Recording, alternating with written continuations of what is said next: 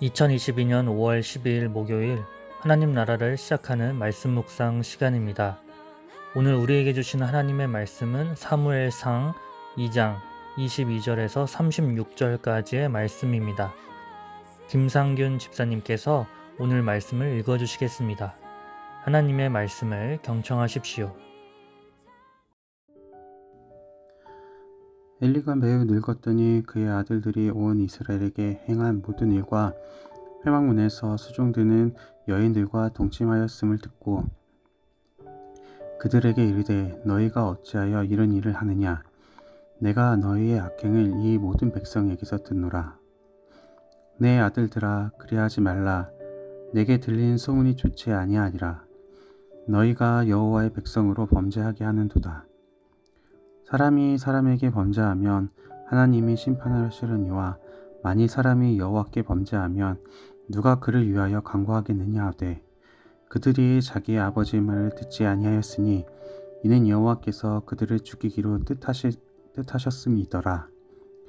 아이 사무엘이 점점 자라매 여호와와 사람들에게 은총을 더욱 받더라.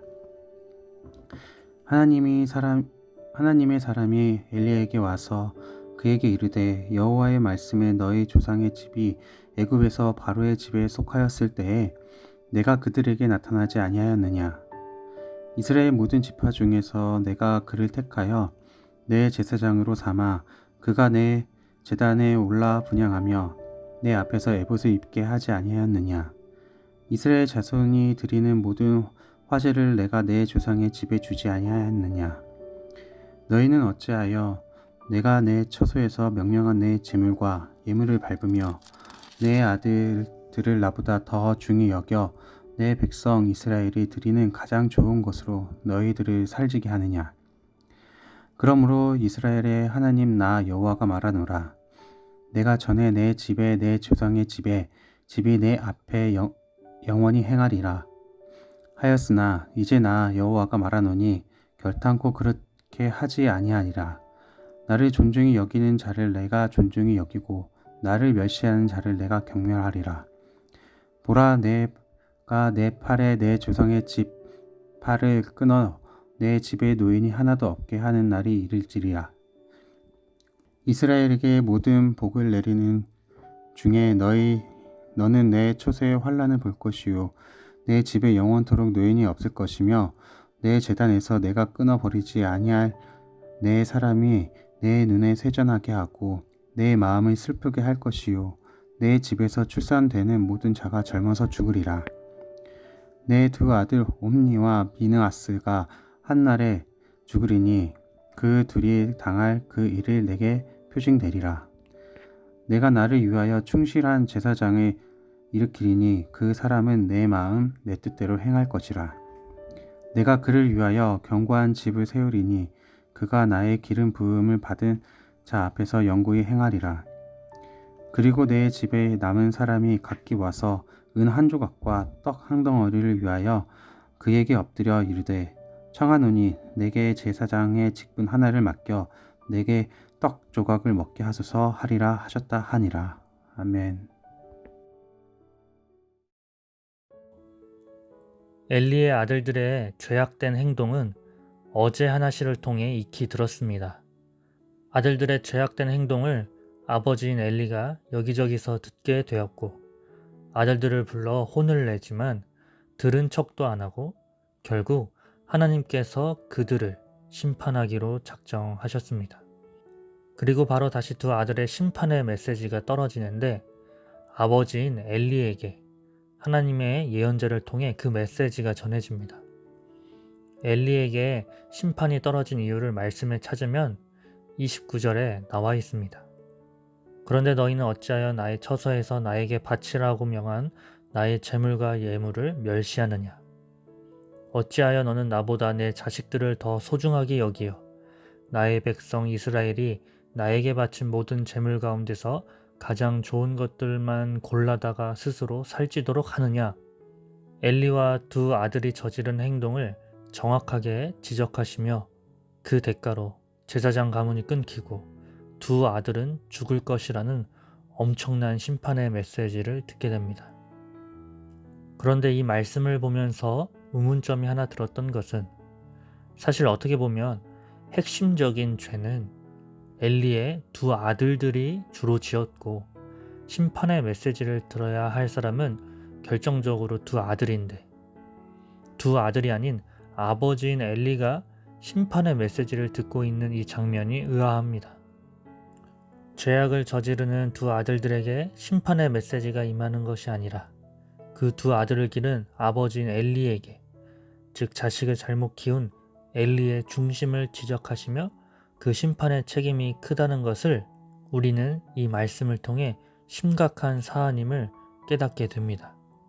이후 말씀에도 두 아들들에게 직접 심판의 메시지가 임하는 장면은 나오지 않습니다. 어제 하나씨를 통해서 다음 세대의 신앙을 전수하기 위한 부모님, 그리고 저를 비롯한 다음 세대 목회자 등 사무엘처럼 키우기 위해 한나처럼 우리의 결단과 노력이 꼭 필요함을 느끼면서 다음 세대를 위해 기도했습니다. 그런데 반대로 그렇지 못한 엘리에게 쏟아진 심판, 자녀 신앙교육에 실패한 부모에게 임한 심판의 메시지를 보면서 부담감을 느끼고 있습니다. 하나님은 엘리 말고 두 아들들에게 직접적으로 심판하시면 될 문제를 오히려 그 부모인 엘리를 더욱 부각시키며 말씀하고 계시는 것일까요? 그 이유는 사무엘상이 나오게 된 배경을 통해 알 수 있습니다. 사무엘서의 전 시대는 사사시대, 즉 믿음의 선배들이 가나안 땅을 정복했지만 약 340년 동안 그 신앙은 흐지부지 되었고 아세라와 바알 같은 우상을 섬기면서 주변 나라들로부터 심판을 면치 못하는 시대였습니다. 그렇게 된 결정적인 이유는 신앙이 그 아래로 흐르지 못하고 결국 자기 소견대로 행했기 때문이죠. 이 배경에서 이스라엘을 회복시키는 가장 중요한 포인트는 다음 세대로 신앙을 물려주는 것이 중요하다는 메시지, 즉 사무엘 메시지, 또 이와 더불어 그렇게 하지 못한 부분에는 큰 책임과 더 나아가 심판이 미칠 수 있다는 하나님의 의지가 담겨져 있는 말씀임을 깨닫게 됩니다. 오늘 말씀이 굉장히 부담을 넘어서는 두려움의 말씀임에는 틀림이 없습니다. 우리에게 임한 경고의 메시지가 분명합니다. 사사시대와 오늘날을 비교해도 전혀 다를 바 없는 시대에 다음 세대의 양육에 대한, 다음 세대 신앙교육에 대한 중요성은 말하지 않아도 우리 모두는 알고 있습니다. 모르면 넘어가기라도 할 텐데 말씀을 통해 오늘 또 우리 마음에 부담감으로 자리 잡고 있습니다. 과연 이 사명을 어떻게 감당할 수 있을까? 무거운 말씀을 전하는 무거운 마음의 전도사의 무거운 하나씨가 무겁게 들려 무거워지실 우신 가족들의 무거워진 마음을 생각하는 그 순간 하나님께서 소망을 주셨습니다. 무겁고 부담이고 모든 것을 다 떠나서 저는 한나처럼 하고 싶습니다. 잘하지 못하겠지만 실수하겠지만 그래도 기도로 말씀으로 하나님만을 신앙으로 가르치고 전하고 함께 신앙의 성숙을 맛보고 싶다는 간절한 소망이 저에게 있습니다. 어쩌면 저에게는 아직 자녀가 없어 이 메시지가 직접적으로 와닿지는 않겠지만 하나님을 가장 소중하게 여기고 싶은 소망이 저에게 있습니다. 어렵겠지만 어떻게 보면 제 어머니가 그랬던 것처럼 저희 장모님이 그러셨던 것처럼 우리에게 신앙을 가르쳐준 그 어떤 분이든 하나님을 가장 소중하게 여기셨던 분들로부터 우리는 하나님을 전해들었지 않습니까? 우리도 하나님을 가장 소중하게 여기며 다음 세대 신앙 교육에 소망을 품고 있다면 우리 마음에 소원을 두고 행하실 그 주님을 기대하면 됩니다. 우리 높은 뜻 우신교회 가정을 통해 우리 우신교회 다음 세대를 통해 하나님께서 사무엘과 같은 어두운 시대의 빛으로 부르실 우리 다음 세대 친구들을 기대합니다. 그리고 그 기대에 우리를 사용하실 그 주님을 소망합니다. 이 소망 가지고 담대히 선포하며 담대히 나아가는 우리 우신 가족들 되기를 간절히 소망합니다. 기도하겠습니다. 하나님, 심판의 메시지가 심판이 되지 않길 소망합니다. 회개하고 돌이켜 주님께서 원하시는 그 뜻 가운데로 나아가길 소망합니다. 무엇보다 하나님을 가장 소중하게 여기고 하나님만이 우리의 모든 것 되심을 고백하는 삶, 그리고 그 삶을 살아냄을 통해 우리 다음 세대에 가장 귀한 것, 주님이심을 전하는 귀한 사명 잘 감당할 수 있도록 인도해 주옵소서. 예수님의 이름으로 기도합니다. 아멘. 오늘 주신 말씀 기억하며 우리에게 맡겨주신 자녀들을 위해 기도하며 또 각자 자신을 위해 기도하는 시간이 되길 소망합니다.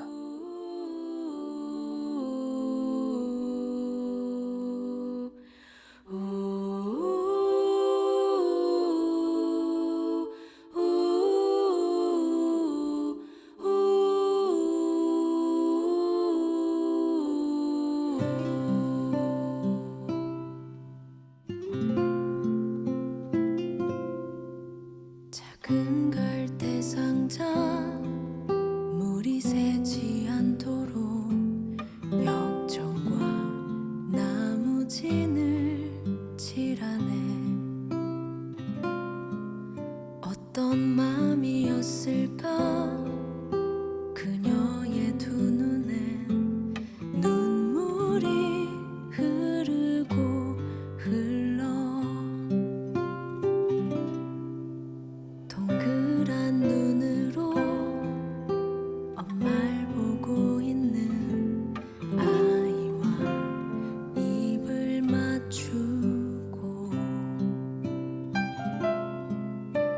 상자를 덮고 가까이에 띄우며 간절히 기도했겠지.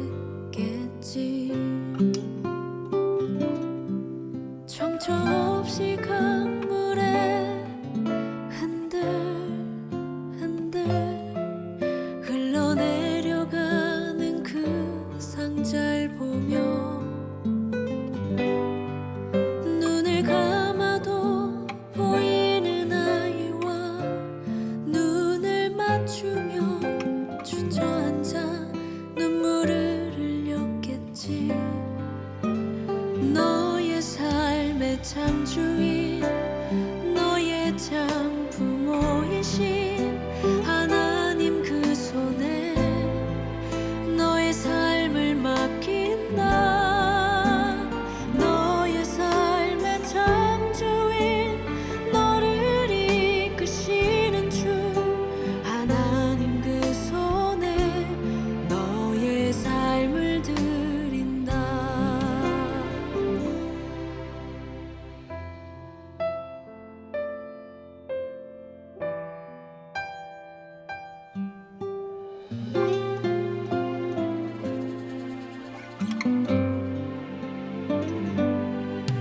어떤 마음이었을까 그녀의 두 눈에 눈물이 흐르고 흘러 정처 없이 강물에 흔들흔들 흘러내려가는 그 상자를 보며 눈을 감아도 보이는 아이와 눈을 맞추며 주저앉아 눈물을 흘렸겠지. 너의 삶의 참